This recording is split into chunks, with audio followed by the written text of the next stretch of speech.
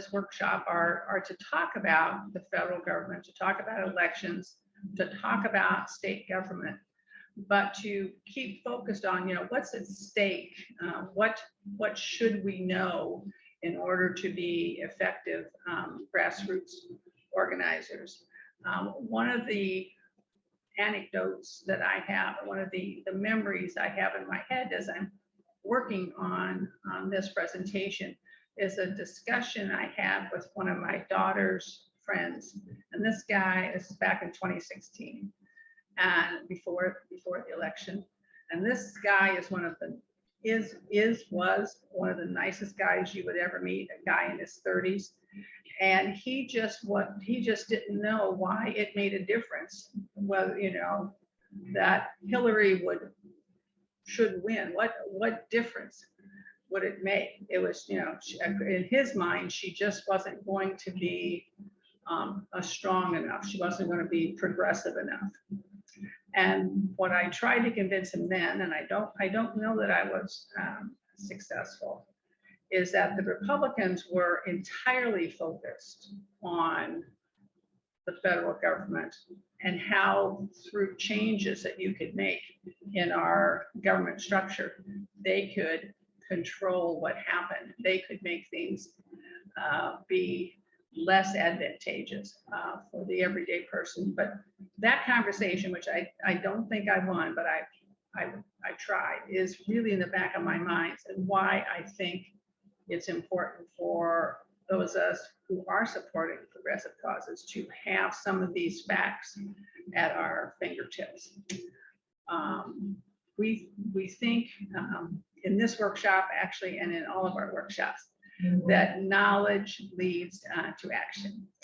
And this is one of my favorite quotes, and it's from Lily Tomlin. And she actually has a number of very poignant, funny, and poignant statements about being somebody. And this is one where she says, "I said somebody should do something about that. And then I realized I am somebody." And so we are the somebodies who are going to do something about that. And that is making our government and our country better.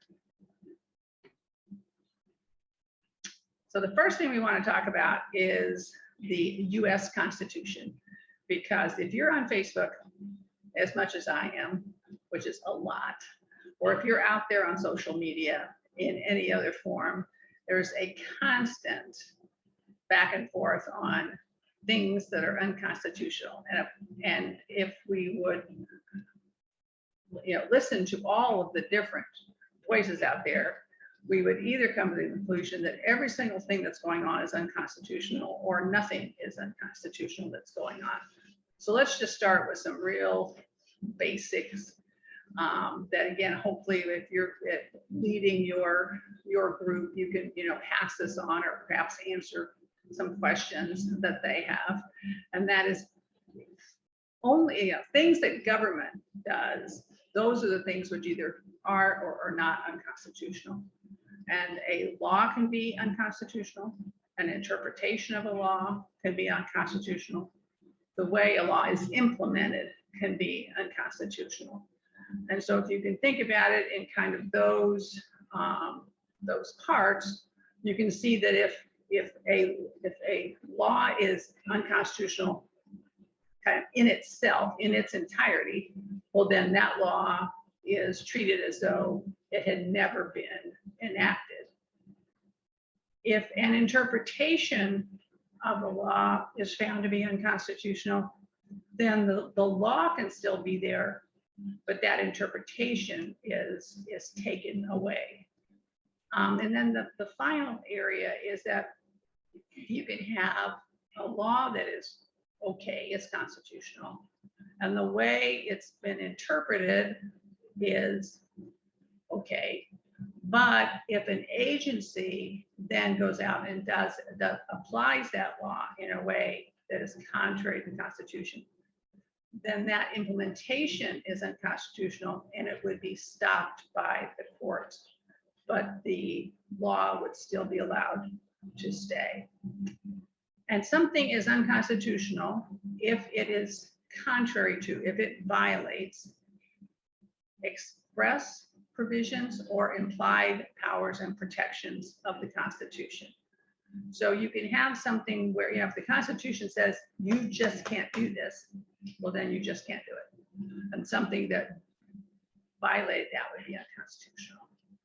But if there is, and if but the Constitution says you can do this or you can't do that, and then there's an implication beyond that, then a court could still find that something was unconstitutional if it was contrary to that implication. And I guess the final point of these top 3 points is that only courts determine what is constitutional and unconstitutional, not the newspaper, not Twitter, not Facebook, and not the politician who says that's unconstitutional or that is constitutional. So let's just talk about what is in our US Constitution. Well, it's a very short document. There are only 7 articles, and articles just means like parts, or they're just 7 parts of it that establish the structure and some of the basic operational features of our government. And then there are 27 amendments to the Constitution, and an amendment has, once the Constitution's amended, that amendment has the same strength as the original 7 articles.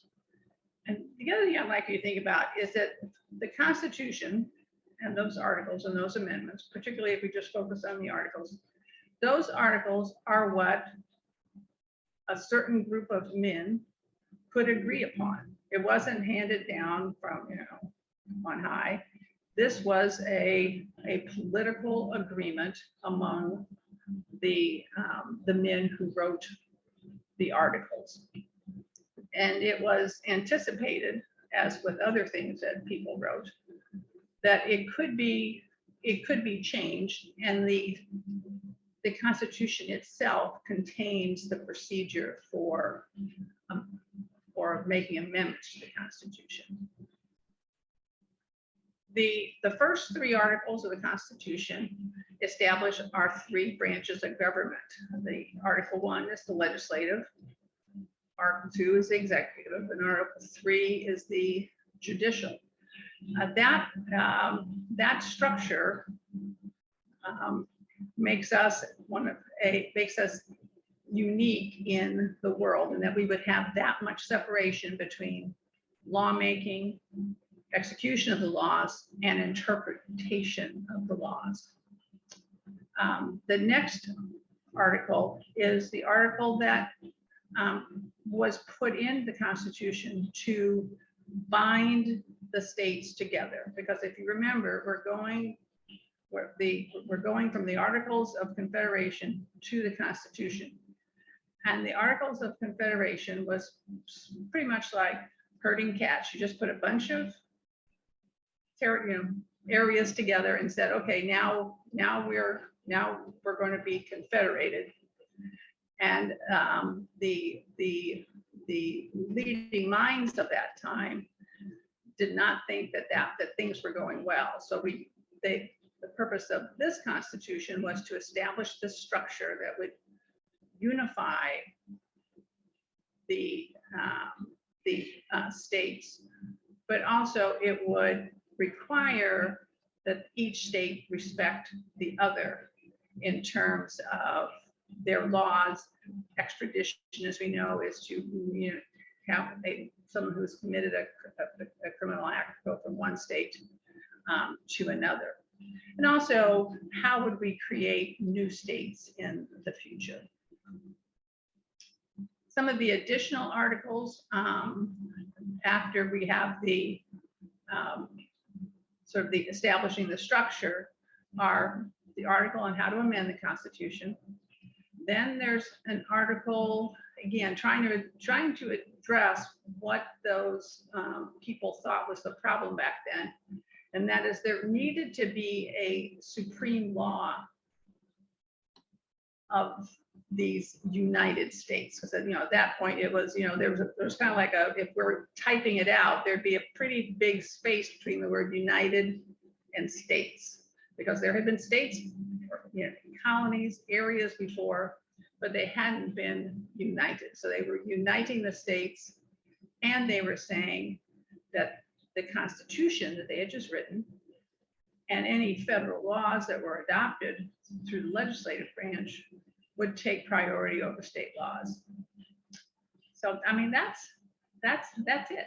That was what was the foundation of our government and where we are today.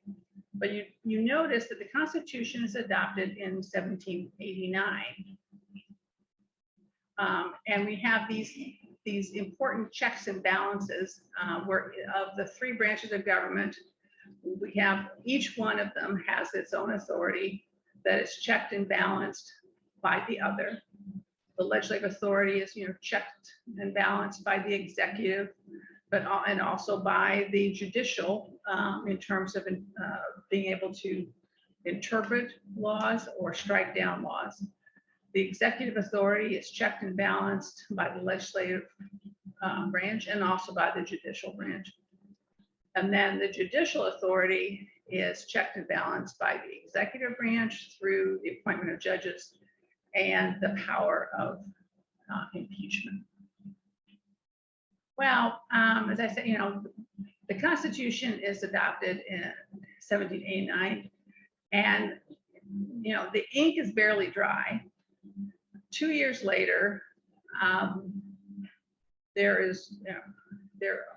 Bill of Rights are adopted, and the Bill of Rights are adopted because even though there was this recognition that we needed to have some centralized control here of the states, and we needed to have laws that applied throughout the states, there needed to be limits on the federal government in order to protect individuals. So within the Constitution, there was I guess you call it the structure that protected each branch of government. But when we get to the Bill of Rights, we have protection of the individual from what the federal government might do. And so this slide just lists so briefly what those 10 amendments are. And as you can see, we have the First Amendment, which we're talking about all the time, and that is so fundamental to our country.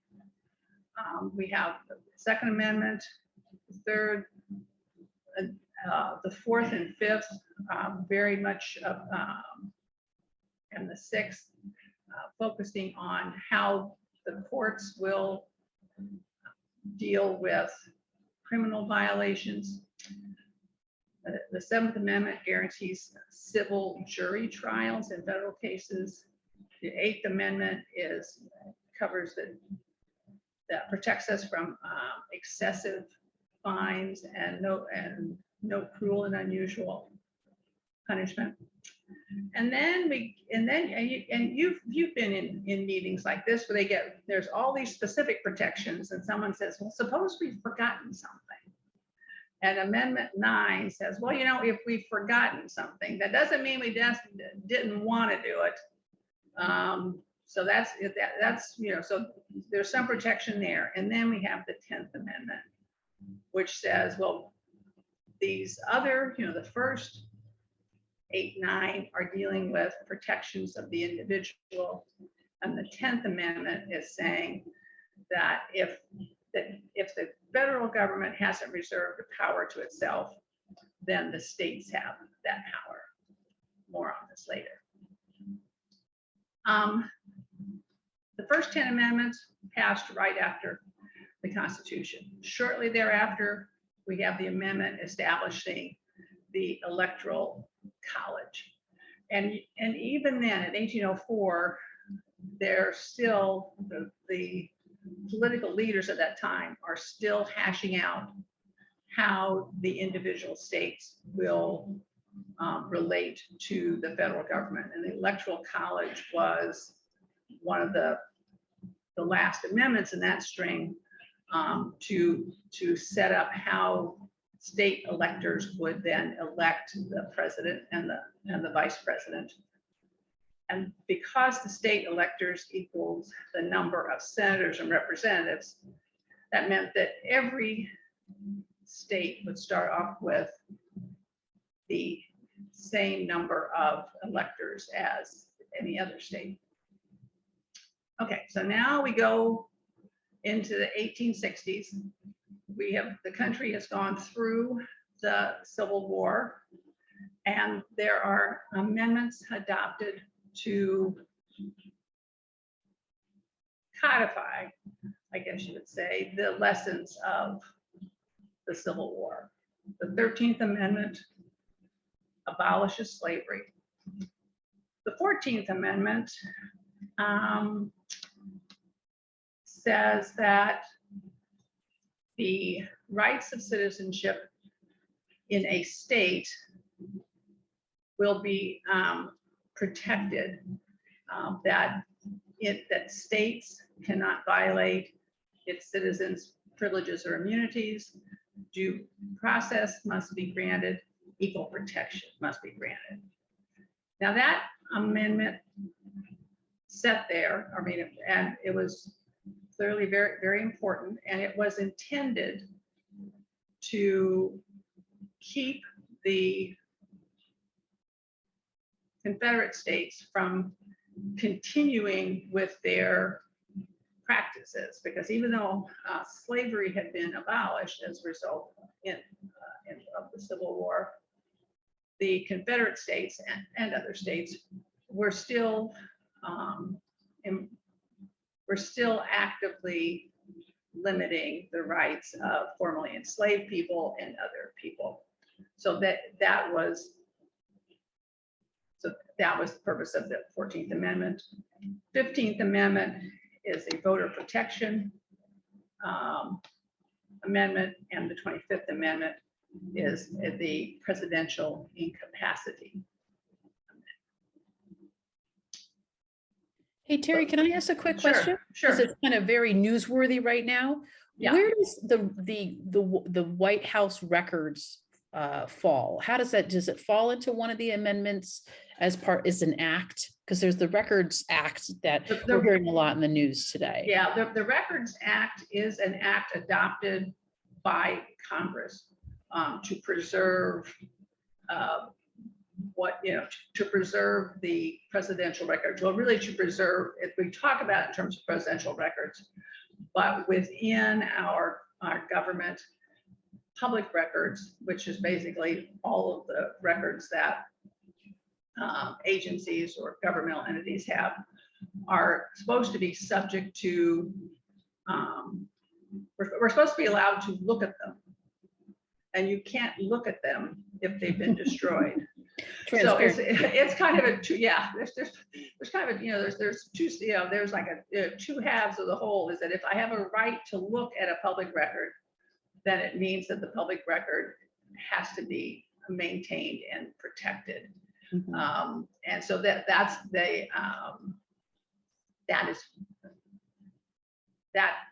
concept is true in most states, and the state laws on that were adopted, probably a lot of them back in the post Watergate, because we've been here before in terms of government thinking, well, they won't know what I've done if I just get rid of it. And so in the post-Watergate era, there was a lot of strengthening of those, what they call open meetings and open records laws. So that'll be interesting. I'm interested to see how that'll play out in the courts and all that. That'll be really interesting. Oh yeah, absolutely. But, yeah. But I guess, we'll talk 14th Amendment because that's really relative, very relevant to what's going on with many things right now. So right, yeah. One of the things we wanted that in the next few slides, we're going to talk about implied implied parts of the Constitution. And because, as you recall from the, a few slides ago, something can be unconstitutional if it violates an implied part of the Constitution. And we also need to be thinking about that the basic structure of our Constitution, and that is that we have a Constitution which originally was about what the federal government could or could not do. And then when we got to the 14th Amendment, and then it was, let me just comment on this, and that is that an amendment to the Constitution is first adopted by Congress, and then it's adopted by the states. So the 14th Amendment that we're talking about, which we talk about a lot, was adopted by the Congress and adopted by the states with the idea that states should follow some of those same protections that were made applicable for the federal government should also be applicable to actions by a state government. And we're going to talk about a few examples here. But before we talk about this example, maybe I should add a slide, and that is that after World War II, the Supreme Court, under two different chief justices, undertook to flesh out what the 14th Amendment meant in terms of what could states, and that by states it's also political subdivisions, what could states and cities and counties do, or what couldn't they do vis-a-vis their citizens. And we had decades where the Supreme Court said states are going to be limited in the same way that the federal government is, meaning they cannot violate the rights of their citizens. They have to offer due process. They have to offer equal protection. They have to offer the rights of citizenship. And so we're going to talk. So in the first example of that was Brown versus the Board of Education. So that's 1954, where the Supreme Court said, but we know that case stands for separate is not equal, and that the states had to provide equal education. But that was a very important hurdle to cross, because it wasn't federal legislation that was providing this unequal treatment. It was state legislation and local legislation. And in Brown versus Board of Education, the Supreme Court took the step of saying that type of separation is unequal. But we'll move over. We're going to talk about the Constitution and marriage, because without the Supreme Court's interpretation of the 14th Amendment providing due process and equal protection, we wouldn't have had the decision in Loving versus Virginia. And that case says it's unequal, and there's a denial of due process for the states to have a ban on interracial marriage. And then we move up here to 2015, and we have the Obergefell v. Hodges, where the court finds that same-sex marriage bans are a violation of the 14th Amendment. And because the Supreme Court made those rulings then applied in all of the states. And what we want to note here is that the right to marry is not specifically stated in the Constitution, but it was characterized by those courts as a fundamental right, an implied right under the Constitution, which then could be incorporated or moved over to also apply that protection to the states. Similarly, and in terms of the Constitution of reproductive rights, in 1965, the Supreme Court struck down a ban on contraceptives because it violated a constitutional right to privacy. In 1972, that right was extended to unmarried people. And in this circumstance, we find that the court has found that the right to privacy is a fundamental right implied under the Constitution. So it would be protected at the federal level, and via the 14th Amendment, it would be translated over to the states. As we keep looking at reproductive rights, we know that Roe v. Wade was cited in 1973 under the 14th Amendment, under the right to privacy. The somewhat later case, Planned Parenthood v. Casey, 1992. The court ruled that states did have some leeway to regulate abortion so long as there was no undue burden on women. But now we have the Mississippi case, which concerning a ban on abortion after 15 weeks with narrow exceptions for medical emergencies. And as we know, this is quite a different Supreme Court than we've had in those prior cases. And what you'll hear, the terminology you'll hear is that this Supreme Court has has 4 or 5, probably 5 justices who are originalists. And originalists just skip back basically before the 14th Amendment, or I guess they can't skip it, but they can really limit it. And they can choose not to find these implied rights, these fundamental rights. So if the originalists win the day, you could see not just a change in Roe v. Wade, but you could see a change in other cases, in other situations, such as the protections of marriage. On that note, let's talk about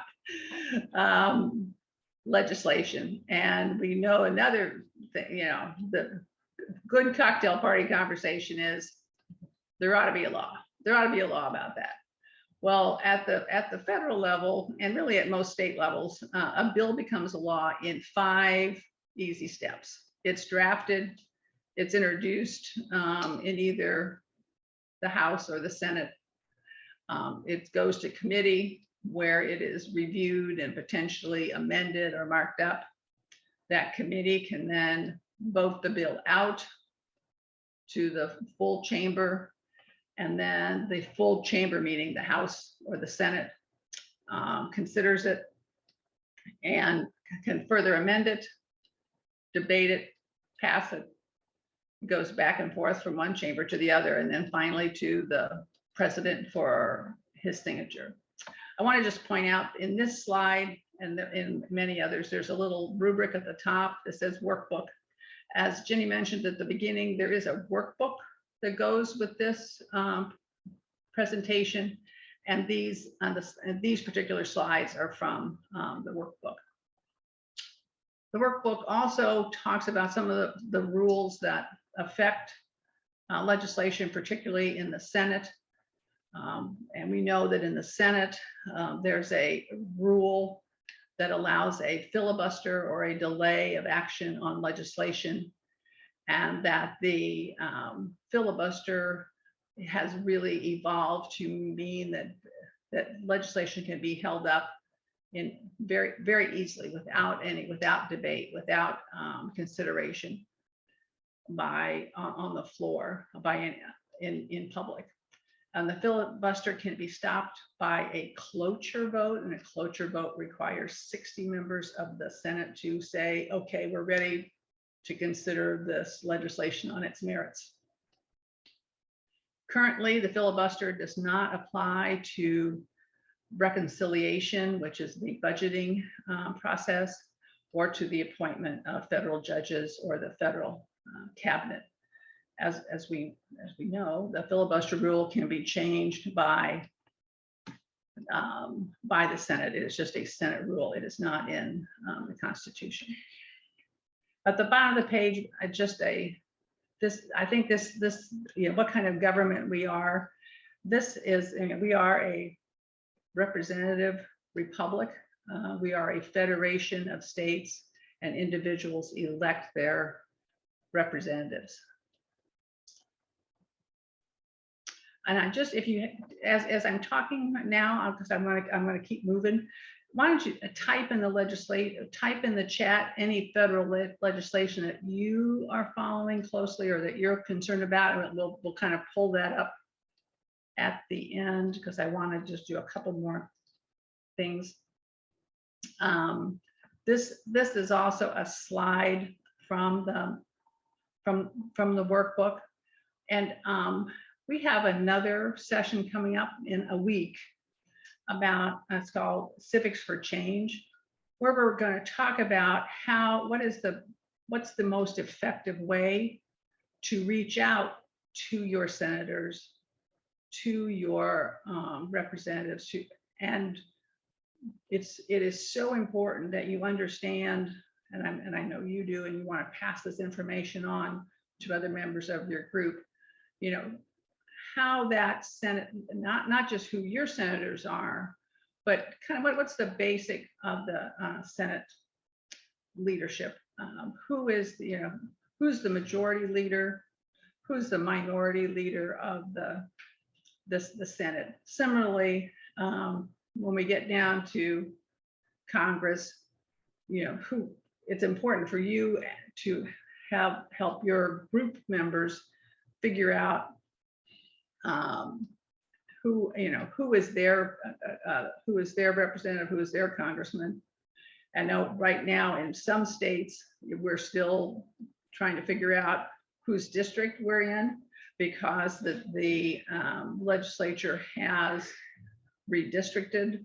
But again, this is as we're going forward, we're going to be talking about what's the best way to communicate, to reach out to these folks. This map is so interesting. This shows how apportionment or reapportionment was done after the 2020 census. And there's just two terms here that people maybe get confused, and that is apportionment means how are the 435 congressional seats allocated among the states. And this shows which states gained, which states had no change, and which states lost a seat. And then redistricting is what happens in those states where what happens in each state where the local state legislature can redraw the lines, the district lines for each congressman in that state. Let's talk a little bit about elections. Again, this is from the workbook, so you'll be able to look at this in the workbook. We're all counting on both sides of the aisle. We're all counting on elections to fix what needs to be fixed, to throw the bums out, you know. And so this is a resource that you can use for your groups, you know, defining what's the general election, what's a primary election. We know we have primary elections coming up here at the beginning, you know, this year, and then we'll have a general election in November. And then within the primary category, we have the open primaries, where I can choose on election day whether I want to vote on the Republican side or the Democrat side, or the closed primaries where I have to have registered as a Democrat to vote in the Democrat primary. There are variations of that. We have a certain of the open primary systems, and then we have a newly evolving method called ranked choice voting. And this has been, well, I think, it's been used in a limited number of places. I think the largest place it was used was in New York City in the recent mayoral election. But it's a way to try to get to an actual majority, to determine which candidate is actually supported by a majority of voters. On these excerpts from the workbook, We have a glossary it's a limited glossary, but again, hopefully it's something that will be helpful as you're perhaps preparing materials or meeting with folks in your group. As we know, there is so much going on in the states with regard to absentee ballots. And so that it's such a simple concept, but it is and this definition of absentee is a very traditional one where we talk about someone who someone can vote by absentee ballot if they'll be unable to be present at the polls. That's different from states which just allow mail-in ballots where you don't have to have an excuse.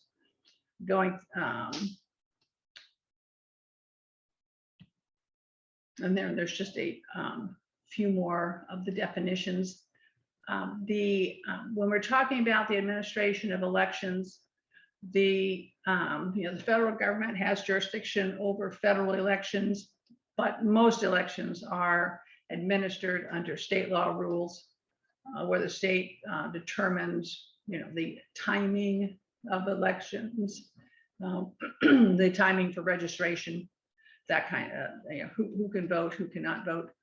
And in each state, I would always look at the Secretary of State's office and or the county clerk's office in terms of getting resources.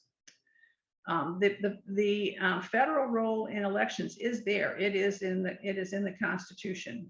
We have the 13th Amendment, the 15th Amendment, but this is another area where we can see that our current Supreme Court is taking a narrow view as to how those constitutional protections in fact will be applied in voting rights cases.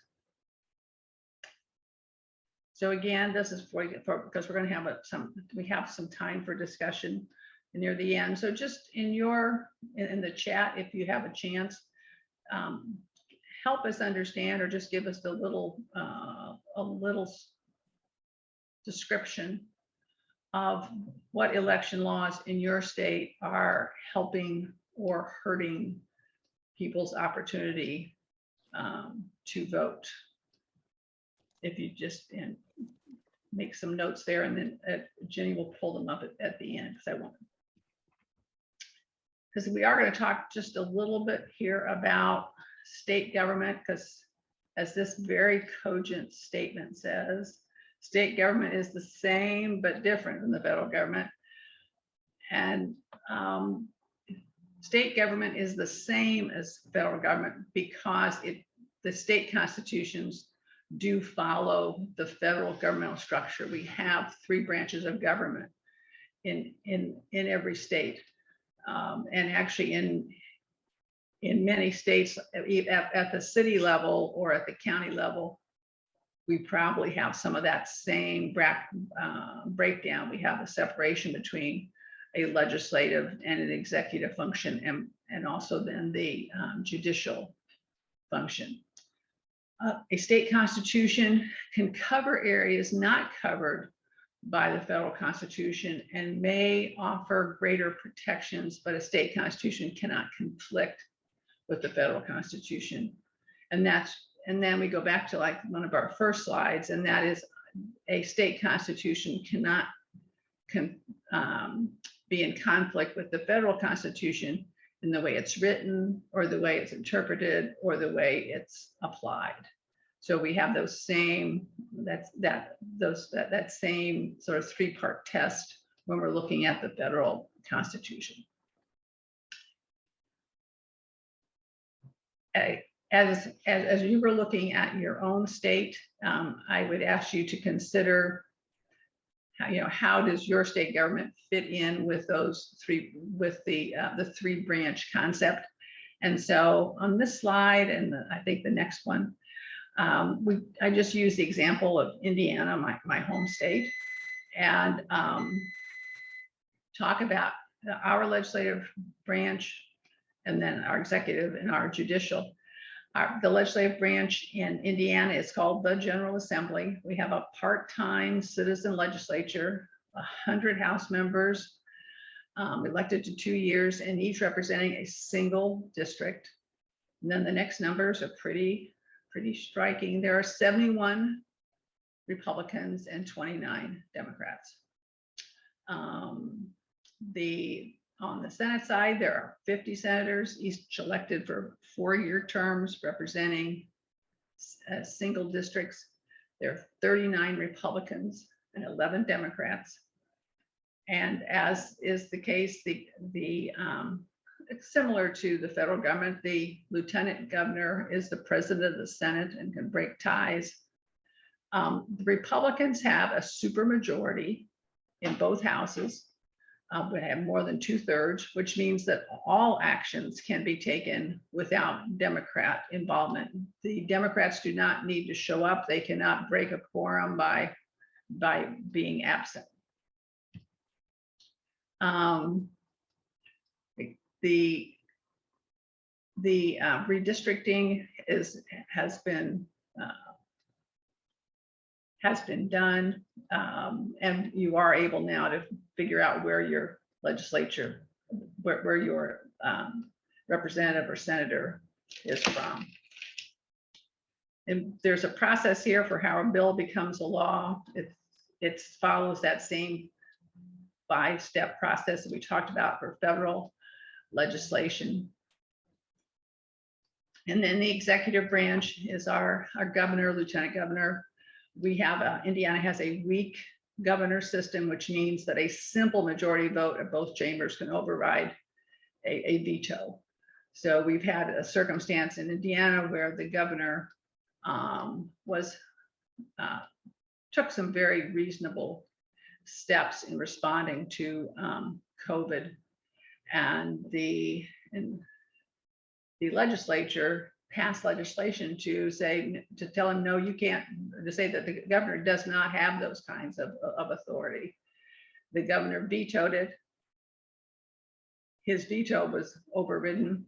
And now that is in the courts for the courts to determine whether or not the separation of powers concept has been violated by the legislature trying to limit the governor's executive authority. So kind of going back to those real early slides, those same kinds of structural issues can be present in state legislation. Our judicial branch in Indiana is the Supreme Court's the highest court in Indiana. We have Court of Appeals, circuit courts, and superior courts.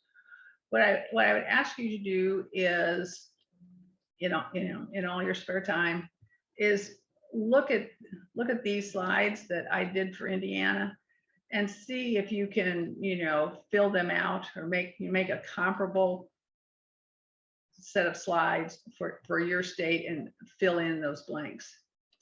And then our final question here, and it keeps going back to so who's in charge, who is going to be in charge of certain areas of who's going to pass or who's going to be in charge of the laws that affect our lives. We have the 10th Amendment, which says that any power not specifically given to the federal government belongs to the states. And there's a list on this sheet of those things which have been traditionally left to the states. And we have the federal government, which is in charge of all of the states, but also interstate commerce. And because interstate commerce is protected under federal law and is protected from state law. So again, for the chatter, and we're going to just about open up for discussion, just kind of let us know if there's a state or local issue that you are closely following.